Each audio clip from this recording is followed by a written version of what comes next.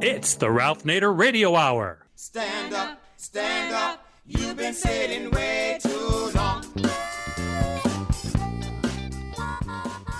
Welcome to the Ralph Nader Radio Hour. My name is Steve Scrovan, along with my co-host David Feldman. Hello, David. Good morning, Steve.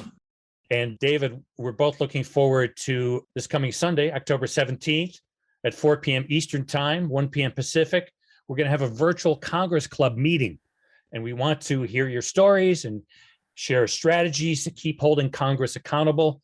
That's what Ralph always says. It's the Congress. It's the Congress. So if you're a Congress Club member, look out for an invitation from us. And if you're not a member, become a member. We've got a lot of RSVPs so far. Keep those RSVPs coming. Go to the Ralph Nader Radio Hour website, and in the top right margin, click on the button labeled Congress Club to get more information. And guess what? We also have the man of the hour, Ralph Nader. Hello, Ralph. Hello, everybody. You know, I often say this is going to be an interesting show. Well, listeners, you're never going to hear a show like this in a long time about the issue of imperial war and what soldiers go through.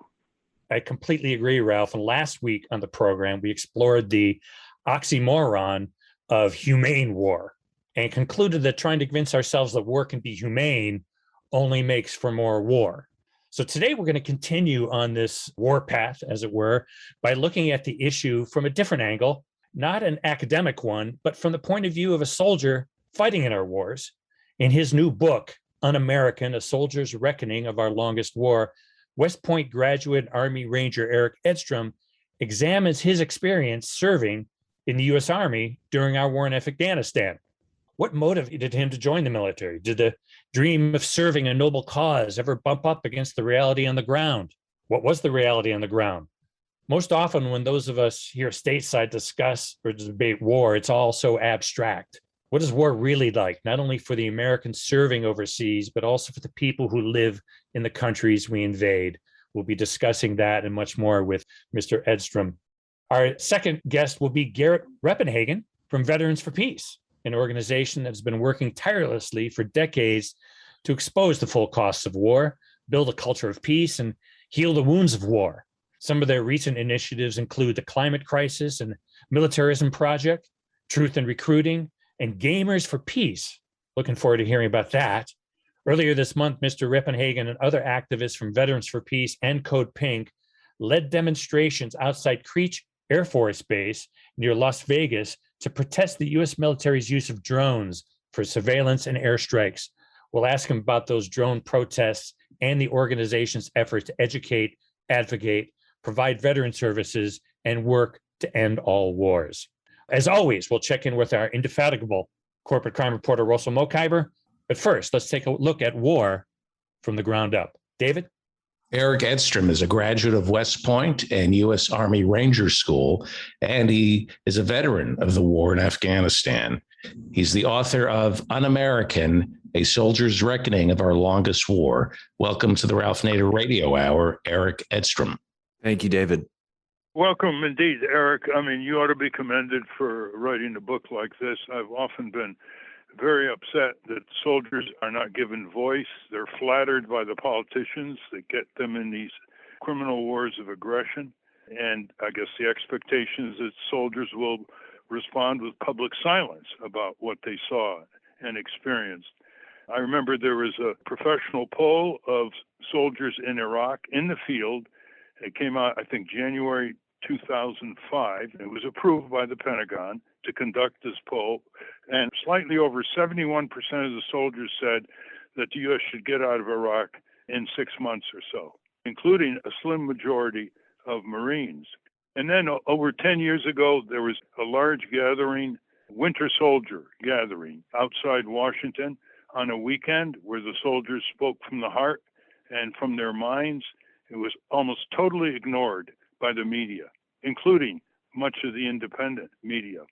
And then there was this ban on the press not taking photographs of soldiers mortally injured on the ground or otherwise affected by shrapnel. You weren't supposed to allow the American people to see that, because when they saw it coming out of Vietnam, they tended to be more worried about getting out of Vietnam.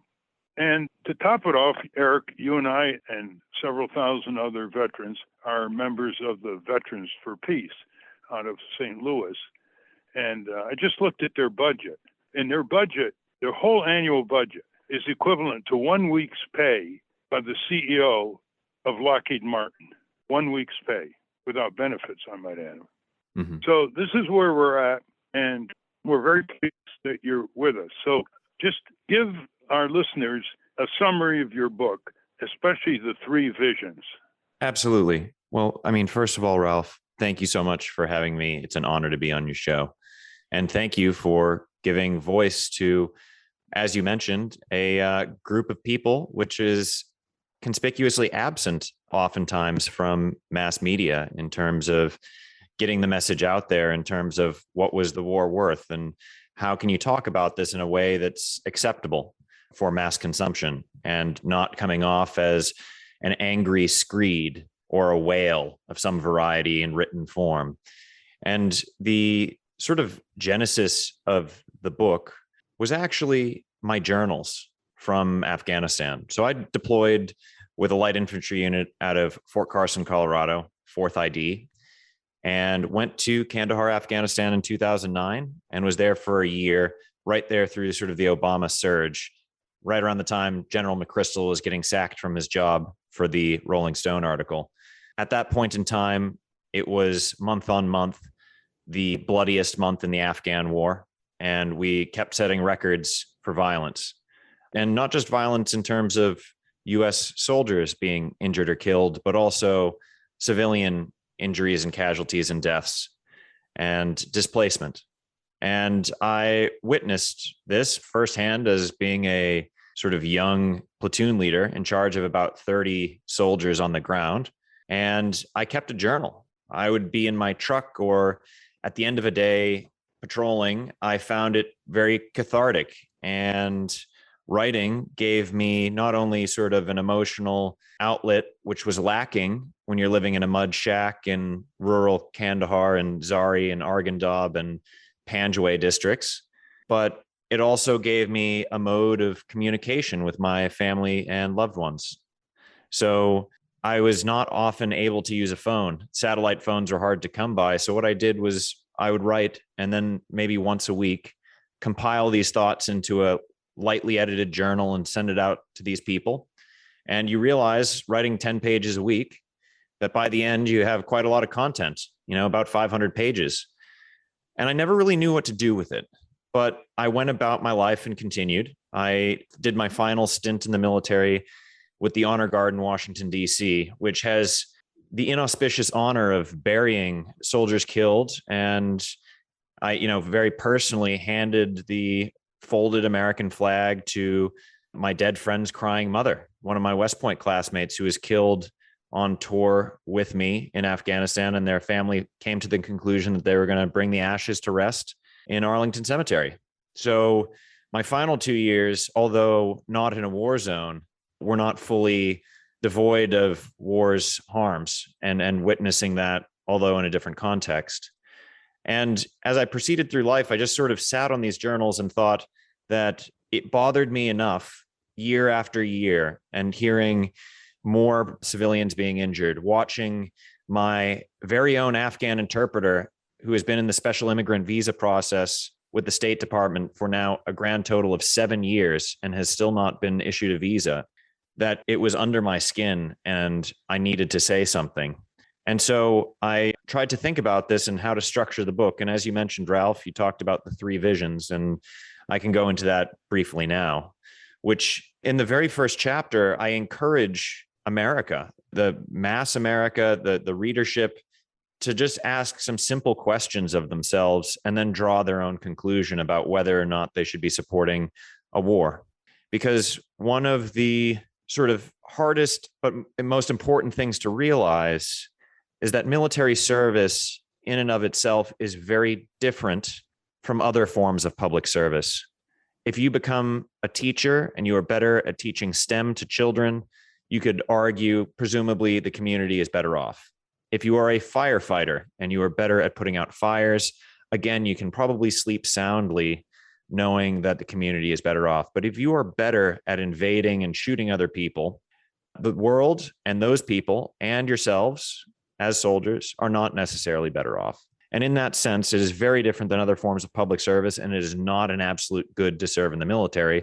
It's a relative good, which is to say that it is only as good as the purpose for which it is being used.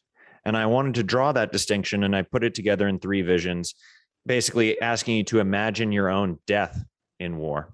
And the question I ask is, if you as an individual American citizen are not personally willing to die for this conflict, don't support it, because someone will. Someone out there in America is going to put on a uniform, whether it's because they're just undeniably patriotic, or whether they're coerced from their socioeconomic conditions and they have no other way to pay for college and they see this as a route, or for any number of other reasons. But somebody is going to be killed. And if you're not willing to do it, don't send anyone else to do it either. So that's the first part. The second part is to imagine the other side. And basically, I ask the audience to imagine a birth lottery where we are very fortunate to be born in America. And if that birth lottery allocated you to grow up, Ralph, in Iraq or Afghanistan yourself, how would you view this 20-year-long war in your country? What would you think about these occupiers, these people that, talk about good intentions, but keep killing you by drone strike? You've had weapons aimed at you for decades. And every single year, they're replaced with the next unit to do the exact same thing, drive up and down the roads, accidentally shoot people, and install a government that's well known to be corrupt. How would you deal with that? Or to put the shoe on the other foot, imagine America being occupied by another foreign power. How would we as Americans deal with that? We certainly don't tolerate a lot of oppression from the police, and there's riots in the streets and things like that. So I imagine we wouldn't tolerate it very well. The third question— It's quite remarkable, isn't it, Eric, the lack of empathy on that point you just made? It's like the vast majority of Americans have other things that are preoccupying them as their country and military go into these wars all over the world. And they think that if they meet a soldier in a supermarket, they can basically say, thank you for your service, and they feel good about themselves. What do you think when someone says to you in a shopping mall or wherever, thank you for your service? How do you reply? I have mixed feelings about it. I often want to acknowledge that this is some sort of nice intent, but it's very cheap. And I refer to this sort of notion and the people who are often most willing to wave the flag and yell USA, USA, that they usually have the least amount of knowledge about what the soldiers are actually off doing. And I refer to this as lobotomized patriotism. And it is basically a group of people that, rather than protesting or asking hard questions, take the easy way out. A couple crinkled bills in a coffee can outside of a grocery store for the USO, or a handshake. That's not doing the job. Soldiers who have been going year on year to deployments where they could have both their legs blown off and have some of the worst experiences of their entire life, and occasionally some good ones too. But overall, it is very negative that these people are patting a soldier on the back in the airport as they are going off to their 4th year of deployment in a war zone, and have the gall to call that patriotism when what it should be called is betrayal. The American people have betrayed the American soldiers by basically treating the war like elevator music for the last 20 years. It's disgusting. And I might add, treating the flag as a gag in the mouth or as a fig leaf. The flag is supposed to, in the Pledge of Allegiance, represent with liberty and justice for all. So they think that if they can wave the flag, that's a relief from their responsibility. Of course, there are a lot of Americans who are for peace and for the rule of international law. But you're pointing out this particular segment of the population that thinks that anything that involves soldiers overseas is patriotic. Continue. That's right.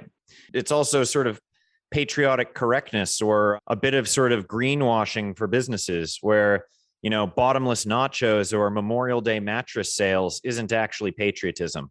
It's far from it. And if you actually want to respect soldiers, you need to ask how their service is being used and object loudly whenever you believe that service is being misused, because the most intimate betrayal is to be sent to kill or die for nothing by your own countrymen.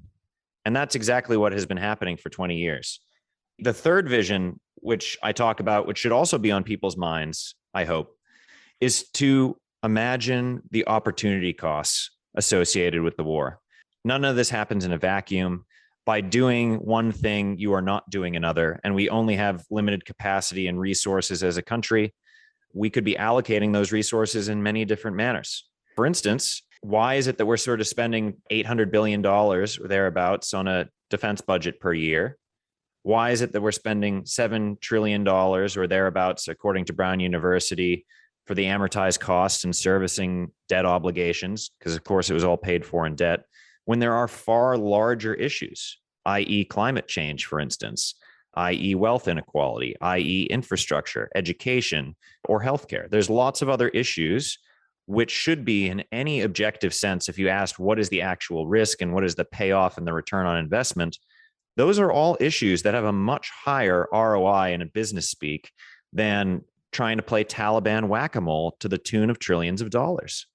And our country doesn't get it. So in the last section, I want to draw a very clear line of what are the things we're not doing, because these have become our national priorities.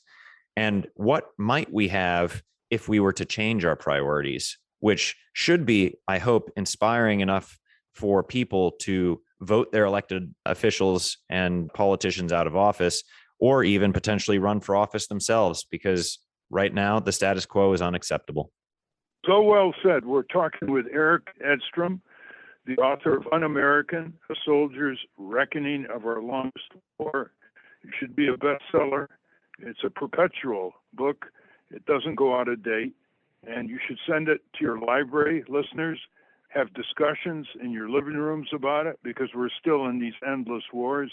And what Erik has narrated continues to be replicated.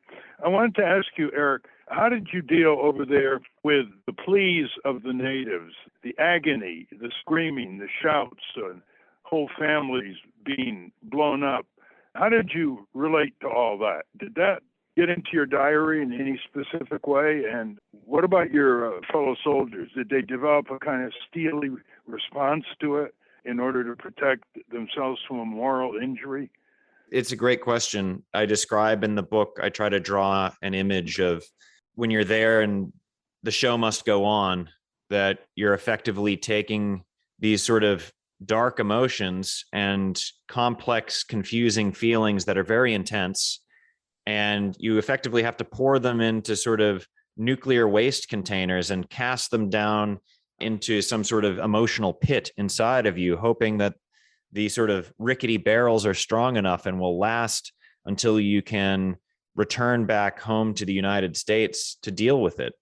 That you can't afford a lot of emotional spillover, because there just isn't really a lot of time to process it, because every day you're out on patrol, every moment, in many cases, you have that lingering feeling that you need to look over your shoulder and keep looking for suspicious activity. So there's that gnawing fear that is always there, which never really allows you to fully investigate your emotions in the moment. But, in terms of sort of the plight of ordinary Afghan people, it's very palpable. I mean, it's one of the poorest countries on earth. They've had an extremely rough many decades, from the time when the Russians are there to the Taliban and Mujahideen warlords, basically having factions fighting one another like gang warfare, and then an American occupation for the last 20 years. They haven't had an easy time. And if you look at any sort of academic figures about PTSD, don't worry about American soldiers, worry about the Afghan people, because we're war tourists. We go over there for a year, 2 years, 3 years, one at a time. At the end of our time, we know that we can escape. We can go back to the United States. You could, if you don't like it, you can eventually leave the army after your contract is over. There is no leaving Afghanistan for impoverished people who are subjected to live in a war-torn country. There is not much that they can do.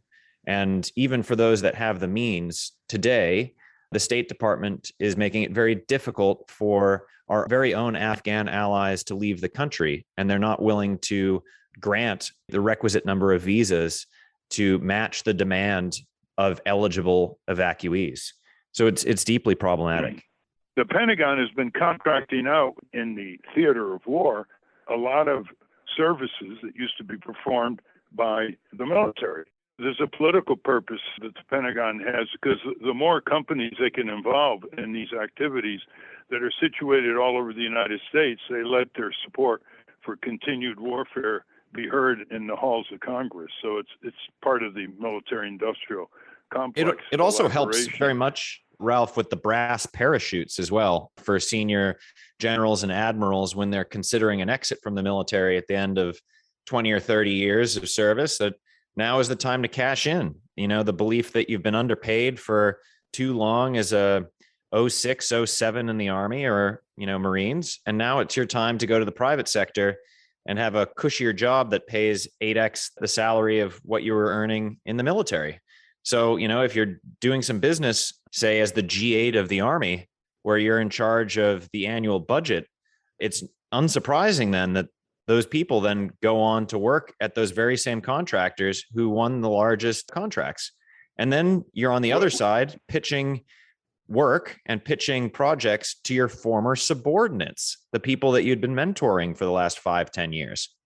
And that's one of the reasons, by the way, that the Department of Defense has been in violation of federal law since 1992, refusing or declining to submit to Congress, like all other departments and agencies have done, auditable data so that the Government Accountability Office of Congress can review and analyze the Pentagon budget.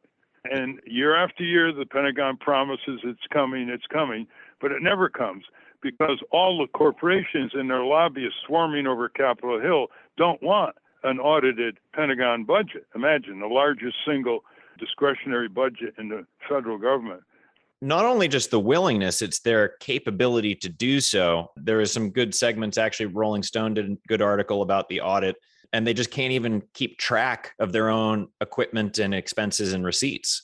So there's huge billion-dollar holes all over the place where they just can't account for what happened to things. So that is the other problem making the audit particularly tricky, is that it's to give money to the military is to throw it into a black hole that has never been in any fiduciary way responsible about it. Precisely, and listeners should know that some of these exposés come from military audits inside the Pentagon itself. They warn about spare parts. You're spending huge amount of money for spare parts because you can't locate where they are in factories in the U.S. and around the world. The inventory system has broken down. A personal question, Eric.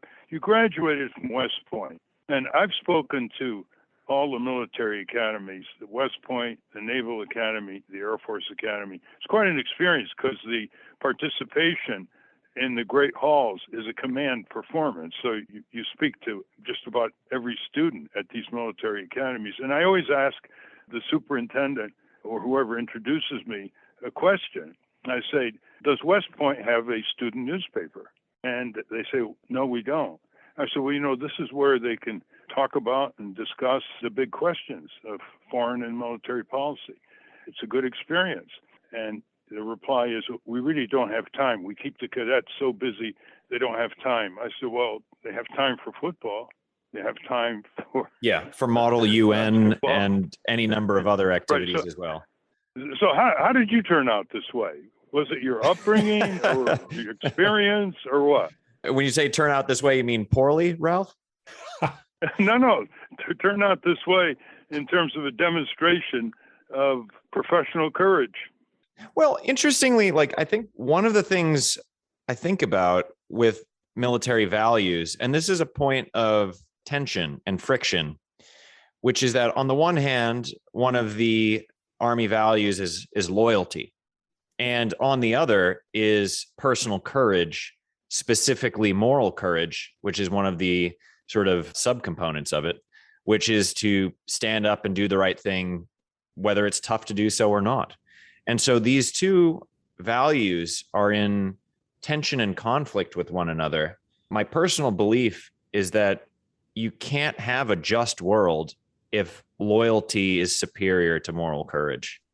Moral courage and a willingness to critique or be a whistleblower, so to speak, which is bandied about as a term.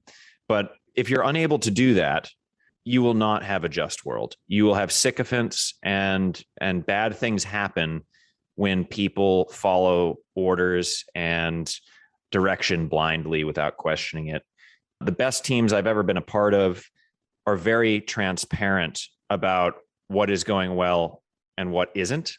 And those are teams that win. And it is concerning to me from a performance standpoint that in some cases, the military seems unwilling to learn or discuss plainly the issues of its failures, not only in selection of war, prosecution of war, retreating from the war and leaving behind hundreds of thousands of Afghan allies, for instance, or the costs associated with it.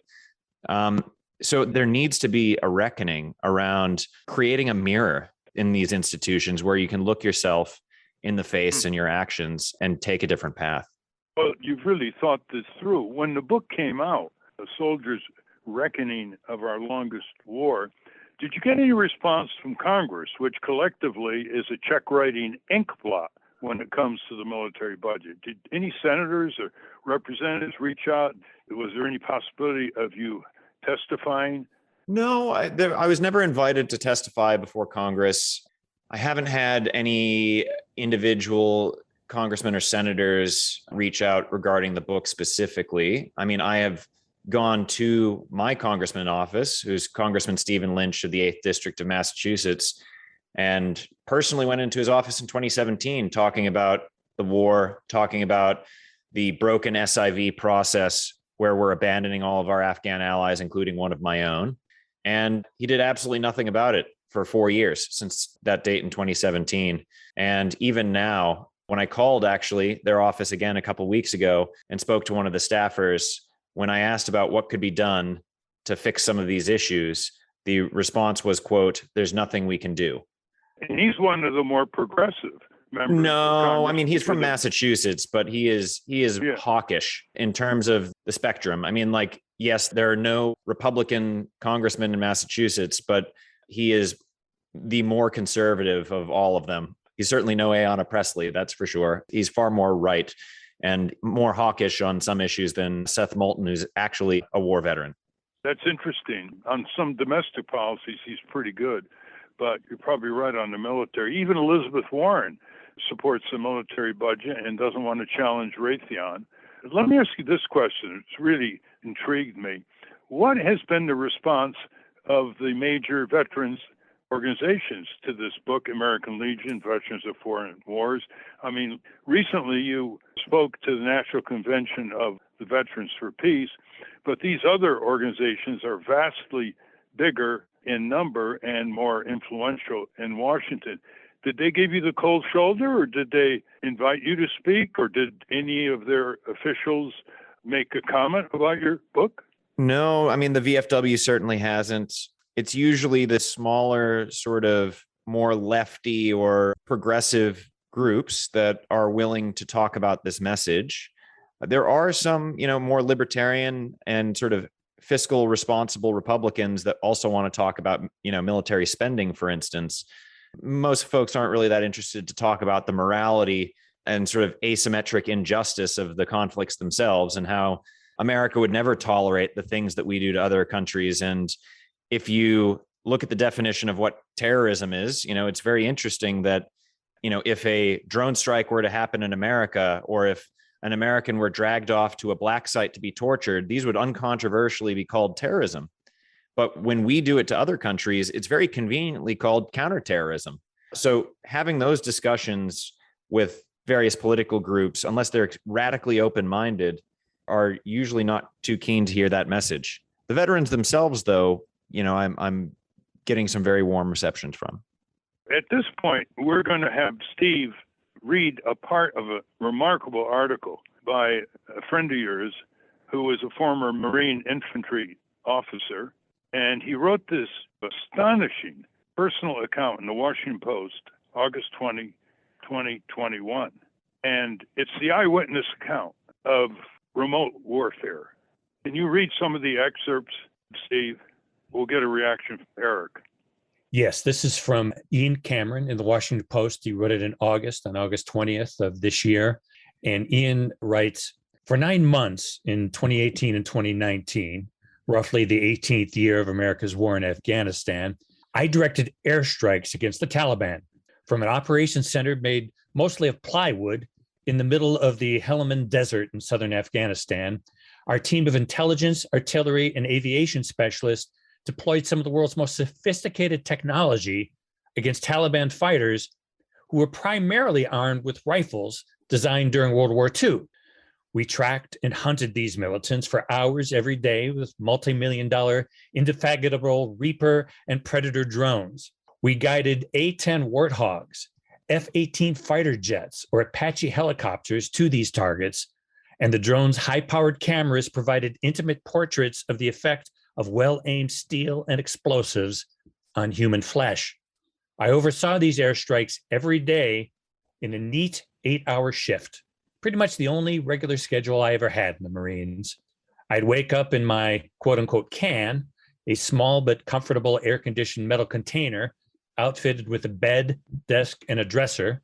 I would take a hot shower and shave and then walk 100 feet over to the cafeteria for a breakfast of eggs, bacon, and Cheerios.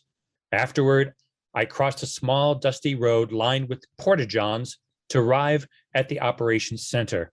I brewed a pot of coffee and took over my shift at 8 a.m. I killed men for the next 8 hours, unquote. That's from Ian Cameron in the Washington Post. And he continues in a lengthy article of what he did, how they could avoid killing civilians, including children. Give us your reaction to this, Erik. Well, I personally know Ian actually as an acquaintance. He's a few years younger than me. He went to the Naval Academy, but I had the chance to meet him when both of us were studying at Oxford in the UK. And, we're pleasant with one another and hung out at a couple veterans and other sort of events and stuff like that and stayed in contact. And we were writing to one another via email after his tour. And he said, look, I'm open-minded. I'll pick up your book.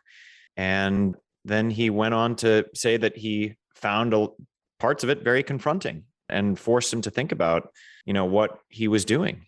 And it made me feel like I was able to reach someone when on the day that news article by the Washington Post was published by Ian, that he reached out to me again and thanked me, saying that the book was sort of a instigator for writing this. And it made him sort of think more deeply about his work. And he wrote an incredibly impressive piece, and hopefully his piece resonates with other people and they go on and do the same thing. And in a matter of time, I hope that the narrative around not only these wars, but American sort of military interventions changes. And I think that the writing is on the wall that it will. I think that in this year, in 2021, it's unlikely that we're going to make another American Sniper or Lone Survivor, this sort of war porn film that we would do in the mid 2000s or early 2010s. I think that America's, I hope, very fed up with these wars and have seen that they haven't yielded any benefits in any objective category. So I think that the sort of narrative is changing, and this is the way that it has been in past wars too. Vietnam had, films like the Green Berets and John Wayne and everything else. And it's only after a war is over when a country can take a decent look at itself and ask, what did we do? And that's when you sort of see other films and art, around Platoon or Full Metal Jacket that came out much later. And I'm hoping, unlike the Vietnam War, that we actually properly learn the lessons so we don't condemn future generations to stupid warfare instead of focusing on issues that actually matter, that actually impact a far larger number of people, like the climate crisis.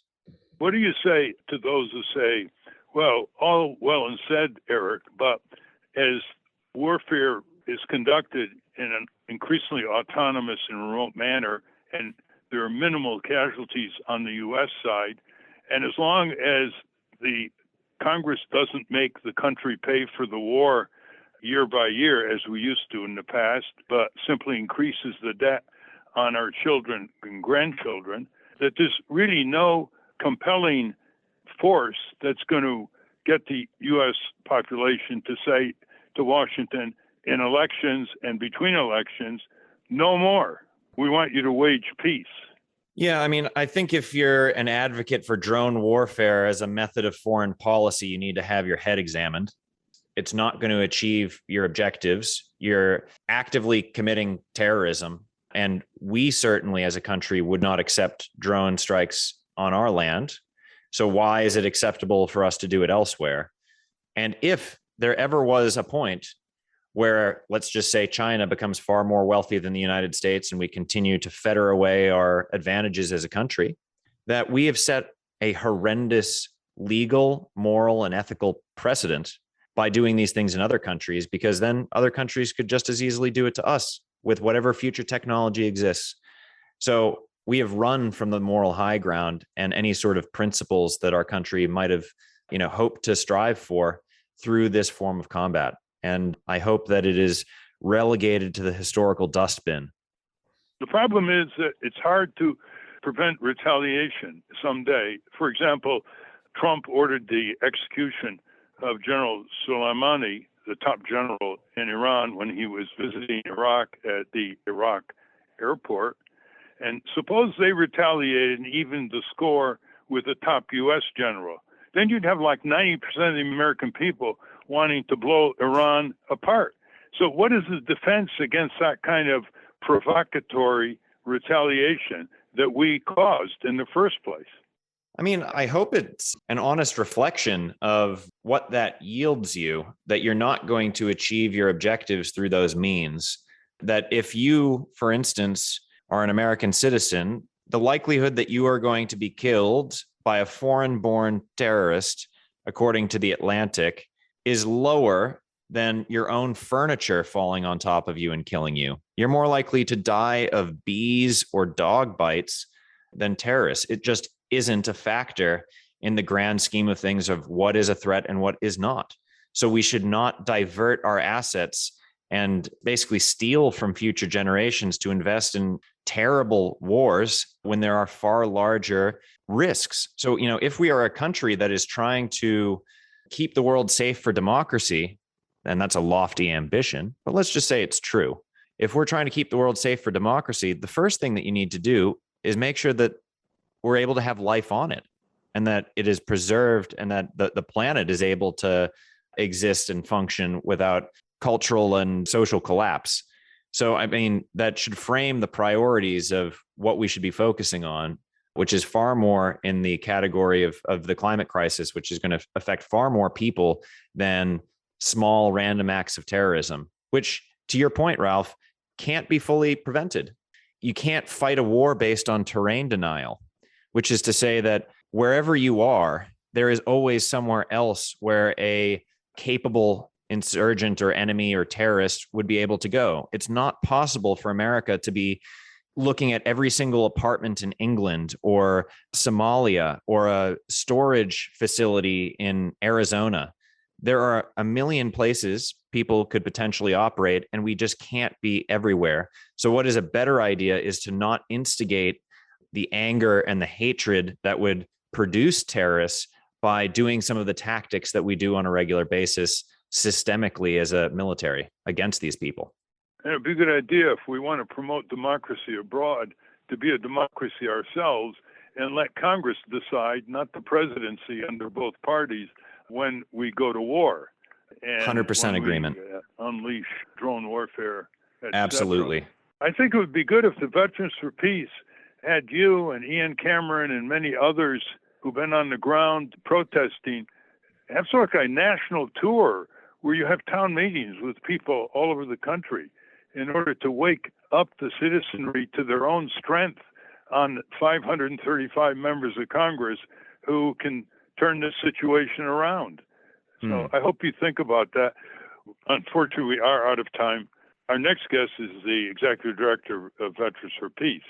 So thank you very much. We've been talking with Erik Edstrom, the author of the book, Un-American, A Soldier's Reckoning of Our Longest War. And if you are part of a peace group, this is essential reading. If you're part of a citizen group, you better read it if you want to rebuild this country and not spend trillions of dollars blowing up other parts of the world and creating even more enemies against our national security. Thank you very much, Erik. Thank you, Ralph. We've been speaking with Erik Edstrom. We will link to his book, Un-American, at ralphnaderradiohour.com. Let's take a quick break. When we come back, we're going to welcome Garett Reppenhagen, the Executive Director of Veterans for Peace. But first, let's check in with our corporate crime reporter, Russell Mokhiber. From the National Press Building in Washington, D.C., this is your Corporate Crime Reporter Morning Minute for Friday, October 15, 2021. I'm Russell Mokhiber. Corporate criminal law doesn't exist, and it never has. That's the conclusion of two rising young stars in the corporate crime academic world. Iowa law professor Mihalis Diamantis and Michigan Ross School of Business professor Will Thomas in a new article titled, "But We Haven't Got Corporate Criminal Law." Criminal justice has four distinctive features, they argue. It utilizes uniquely demanding procedures to target the worst offenders with the harshest penalties and society's deepest moral condemnation. The United States purported system of corporate criminal justice lacks all four features, they argue. The biggest corporate criminals routinely sidestep all criminal procedure and any possibility of conviction by cutting deals with prosecutors, trading paltry fines and empty promises of reform for government press releases praising their cooperation. For the Corporate Crime Reporter, I'm Russell Mokhiber. Thank you, Russell. Welcome back to the Ralph Nader Radio Hour. I'm Steve Scrovan, along with David Feldman and Ralph. With our next guest, we're going to continue our anti-war theme. David? Garett Reppenhagen is Executive Director of Veterans for Peace and a U.S. Army veteran. Welcome to the Ralph Nader Radio Hour, Garett Reppenhagen. It's an honor. Thanks. Yeah, welcome, Garett. And I just want to note that just a few days ago, you joined Veterans for Peace members and Code Pink in protesting outside Creech Air Force Base in Indian Springs, Nevada, to urge the United States to stop using drones for surveillance or airstrikes. And you were there right up front as one of the protesters. What do you think you achieved by that? Did you get any press? We did get some press. Yeah, thank you.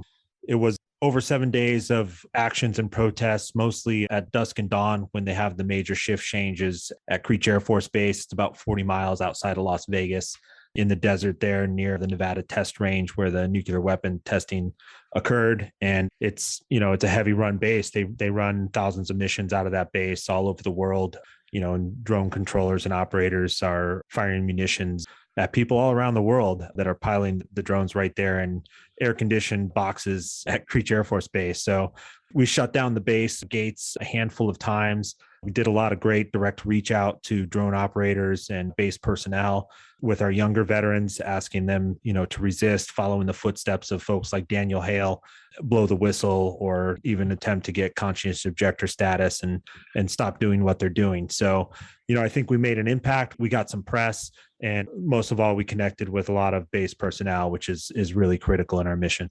Tell us about Mr. Hale.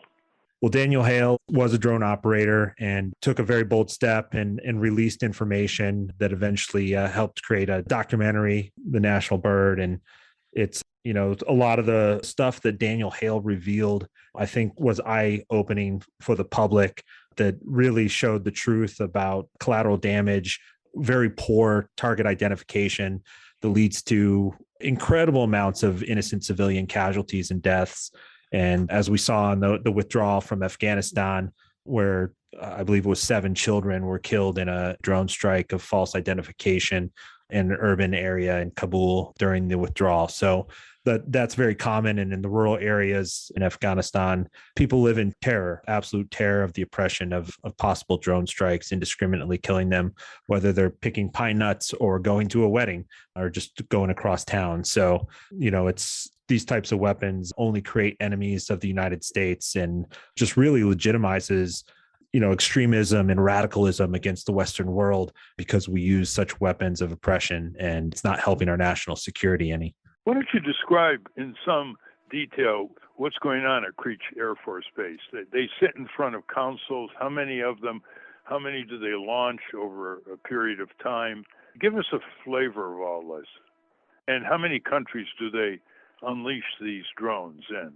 Well, the drone strikes are all over the world, areas in the Middle East like Afghanistan, Iraq, Syria, Yemen, all over Asia, South Pacific. They're used in Africa And all the drones are operated in bases like Creech. There's a handful of others like Beale, Hancock. There's one in New Mexico. And, these bases, these teams of operators, it takes more than one person to operate and fire a drone. So it's an entire team that's managing, piloting, target identification, firing systems. And it really takes a group effort. And it's not all Air Force personnel. There's civilian contractors employed as well that are taking roles in this. Bases like Creech Air Force Base, there's thousands of missions every week that drone operators are using. They call that base the tag name, even under the plate when you drive into the base where it says Creech Air Force Base, they call it the home of the hunters. And if that gives you kind of any perspective, they're hunting human beings from that base. And, folks go and operate drones all day with their Starbucks coffee, and they get done at the end of the day, they go back into Las Vegas, spend time with friends and family, and get up the next day, pick up their Starbucks on the way to work and kill people again the next day. So it's a very strange way of operating warfare, but it is the way of the future. This is modern warfare. And did any of them ever come out and talk with you? You were there for about a week protesting at the base. Yeah, they're ordered not to, but we still had some conversations with a handful of folks. We have napkins with QR codes that lead them to a website called askvets.org, where we have some resources and a letter directly to the drone operators, trying to build camaraderie and see if they need any support or help. And on the napkins, there's a QR code that leads them to the website, and we hand out donuts, free donuts to base personnel with the QR code on it. And that encourages some conversations as folks come and get donuts. So, there are people that are unhappy about the situation, unhappy about the missions. Many folks, just like me, because I served as a sniper in Iraq, and I was wrestling with these same moral issues and trying to balance the oath and commitment I made with the ethics of the actual mission. And there are a lot of folks that seem to be wrestling with that and are talking openly about ways to get around it. Many of them feel stuck. There's an economic draft is the reason why a lot of people are joining the military. So they feel stuck and committed to being part of the military service and wear the uniform, but don't want to do that job anymore. So most of the folks that we talk to are looking for ways to change their MOS, their military occupational specialty, get out of the drone warfare, leave Creech Air Force Base. And, if they don't want to quit the military, that's fine. We'll still offer camaraderie and community support for anybody who needs that in this time of their struggle. Give our listeners the website where they can get up to date on all this and get more information about Veterans for Peace. Yeah, our website is veteransforpeace.org. And if you want to check out the letter that we have to base personnel, it's askvets.org. And Killer Drones has an incredible website too. So you could look for Band Killer Drones. And there's a handful of other good resources out there that a lot of groups are mustering together. And obviously Code Pink, which is one of our allies out there at Creech Air Force Base and are pretty much the lead organizers of that effort. They have a great website too. And you have chapters of Veterans of Peace all over the country. Do you have a map of them on your website so people in California or Connecticut or Michigan who have been in the armed services can join? And can non-veterans also join Veterans for Peace? Start with the website. Yeah, we don't have a map yet. We're actually working on it, and we're going to put a map up there soon so folks can find chapters. We have chapters all over the world, actually. We have international chapters, ally chapters all over the world, in Vietnam and Spain and in the UK and Okinawa. So we have chapters all over the world. You can join if you're not a military veteran and you want to support us and organize with us. If you see the power of military veterans speaking truth to power and using their voice of veteran privilege to help push back against nationalism and against militarism, you're welcome to join it as an associate member. We have a certain level of percentage of non-veteran members that are allowed in the organization. But yeah, in my opinion, if anybody who's definitely, if you've served in any sort of military or carried a weapon in a uniformed or non-uniformed army, and you want to put that weapon down and work for peace, please join Veterans for Peace. Yeah, Veterans for Peace is the real thing, listeners. I mean, they demonstrate, they picket, they lobby, they testify. And I might add also, Garett, that you go way beyond anti-war. You have pro-peace policies in the Middle East. You have opposition to the devouring military budget. You have an annual convention where you develop strategy. Where's your next annual convention? Well, we've done our last two conventions online because of COVID, and we're going to do the next one online. So anybody is welcome to join. We usually have an incredible list of speakers and events on our national convention online, and it's open to non-members as well. We're trying to build more online. Military recruiters are going online. So we have an initiative called Gamers for Peace that we're trying to push back on predatorial online recruitment of young adults in the military. So we're trying to get creative ways on how to use this online tool as much as possible. So we're doing our conventions online for now, and we're doing a lot of other things that are in an online format to keep us powerful, keep our community together, and do some real solid action, even if we can't mobilize in person sometimes. Yes, well, I spoke to one of your conventions a number of years ago, so I know fully the enthusiasm, and it involves the remaining veterans from World War II, and then the Korean War, and the Vietnam War, and all the rest of the wars. It's not just Iraq and Afghanistan.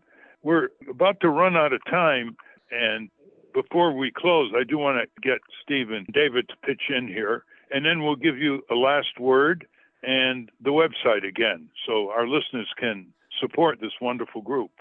Thanks, Ralph. Garett, I want you to elaborate more on Gamers for Peace. That sounds very intriguing. What is that program? Gamers for Peace is an initiative that we launched. We kind of recognized that military recruiters were moving to online. Obviously in COVID, they can't do need conversations with our kids in their high schools and in shopping malls. So they've moved heavily to an online format, and they're able to have conversations with your children while they're playing video games in their bedroom or in their living room and convince them to join the military. And they don't have to wear a uniform, obviously. They don't have to identify themselves as a military recruiter until they've really cornered your kid into a discussion and are talking about the possibilities of, if you like video games and shooting them up, if you want to do it for real, they have a way for you to do it. And obviously it connects to drone operations and the future technical side of warfare. Cyber warfare and other things are great to recruit kids directly from these online multiplayer video games. So we have a community called Gamers for Peace that's a VFP initiative, and we're starting to push back on recruiters. We're trying to change laws in places like Twitch and on these platforms like Steam and these other online gaming platforms to try to make rules to curb the ability for recruiters to really do this predatorial recruitment of our children. Because I figure if we're going to end war, we need to deplete the military of resources, either monetarily by cutting the budget with great programs like People Over Pentagon, or deplete their manpower, their person power, by preventing kids from joining the military and trying to convince folks who are in to put down their weapons and to walk away from war. So Gamers for Peace is a great way to do our Truth in Recruitment program online and connect with kids and speak about our experiences and what these tactics are of these military recruiters online. And the website again for that? You could find it on our veteransforpeace.org website, but we do have a Discord channel and we have a Twitch channel that you can find if you want to check out some of our online content that we stream every day. This is very important because everybody has a high school or secondary school in their community, and this is very important information. David? Yeah, thank you. My kids went to an inner city school and they had Army recruiters. Nobody was registering anybody to vote at their high school, but they had Army recruiters. Do you catalog the lies that are told to these kids? We don't have any sort of like anything written anywhere as far as that goes. We have mostly just anecdotal stories, but that would be a good project to try to accumulate. American Friends Service Committee does have some good information out there, but I think some of that information needs to be updated because there's really modernized techniques. The U.S. military, each military branch has a military occupational specialty and MOS for digital game playing. They even have esports teams, electronic sports teams that are out there that are competing in tournaments, which basically is an advertisement campaign for the Army, Air Force, Navy, and Marines. So it's pretty crazy, some of the stories that we hear from kids that are being approached by recruiters online and how they get them to get into one-on-one conversations or group chat rooms or other things to have these conversations with them and really try to, and sometimes bully or trick them into joining the military. Well, we're out of time. Unfortunately, we've been talking with Garett Reppenhagen, who is Executive Director of Veterans for Peace, which I understand has a 501c3, so any contributions are deductible. Is that correct, Garett? Absolutely. 501c3. We're an activist, nonpartisan, non-political organization, and we're just a very large group of veterans out there speaking truth to power and try to put some good back into the world after being perpetrators of violence overseas. Indeed. I hope the American Legion and Veterans for Foreign Wars are starting to listen to you, especially after the debacles in the Middle East and the horrible infliction of devastation on the peoples there, in addition to our own soldiers and the economic drain. Empires always devour themselves, and our empire is no exception. Thank you very much, Garett. To be continued. Thanks, Mr. Nader. We've been speaking with Garett Reppenhagen. We will link to Veterans for Peace at ralphnaderradiohour.com. That's our show. I want to thank our guests again, Erik Edstrom and Garett Reppenhagen. For those of you listening on the radio, that's our show. For you podcast listeners, stay tuned for some bonus material we call the Wrap Up. The transcript of the show will appear on the Ralph Nader Radio Hour website soon after the episode is posted. Subscribe to us on our Ralph Nader Radio Hour YouTube channel. And for Ralph's weekly column, it's free. Go to nader.org. For more from Russell Mokhiber, go to corporatecrimereporter.com. For a copy of the day the Rats Vetoed Congress, go to ratsreformcongress.org. And also check out the Ralph Nader and Family Cookbook, Classic Recipes from Lebanon and Beyond. We will link to both of those on ralphnaderradiohour.com.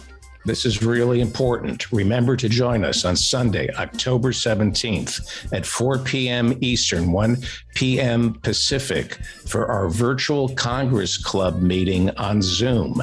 We want to hear your stories and share strategies to keep holding Congress accountable. You are so right, David. So if you're a Congress Club member, look out for an invitation from us. And if you're not a member, become a member. Go to the Ralph Nader Radio Hour website, and in the top right margin, click on the button labeled Congress Club to get more information. The producers of the Ralph Nader Radio Hour are Jimmy Lee Wirt and Matthew Marin. Our executive producer is Alan Minsky. Our theme music, Stand Up, Rise Up, was written and performed by Kemp Harris. Our proofreader is Elizabeth Solomon. Our associate producer is Hannah Feldman. Our social media manager is Stephen Wendt. Join us next week on the Ralph Nader Radio Hour when we'll welcome Miranda Massey, who talks about her work founding and running the Climate Museum, and Randall Kennedy to discuss Say It Loud, his new collection of essays on race in America. Thank you, Ralph. Thank you, everybody. Hi, this is Jimmy Lee Wirt, producer of the Ralph Nader Radio Hour, and welcome to the Wrap-Up, where we continue our conversation with former Army Ranger Erik Edstrom. We're running out of time, but I want to get Steve and David in on this briefly. Erik, what I wanted to ask you, picking up on the Ian theme, is how have others of your compatriots responded to your book, or how did they respond to your attitudes about war? Because I know when you're in it, you're really not fighting an enemy. You're fighting for each other is what the ethos is. So how do the people you were in these war zones with, how have they responded to you? Overall, it's been a bit of a mixed bag.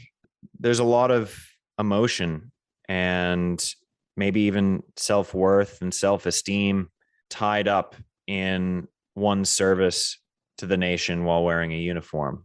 And many people have difficulty sort of demarcating or deconstructing the difference between critiquing the war itself and the individuals who are participating in it as soldiers and service members. I don't have that issue. And I think that it's very important as a society, if we want to use our military more wisely to actually protect veteran service, that you do have to make that distinction. And you have to be not like unafraid of saying something about the war itself. So some people take it as a personal attack. I've certainly lost some friends, and I've lost some friends that I trusted and knew very deeply, from even West Point years. And, we sort of grew up together. I started West Point at 17, graduated at 21, and proceeded with the first career in the military. And, these are old friends, and I've lost some of them, or some of them have become more cold and distant.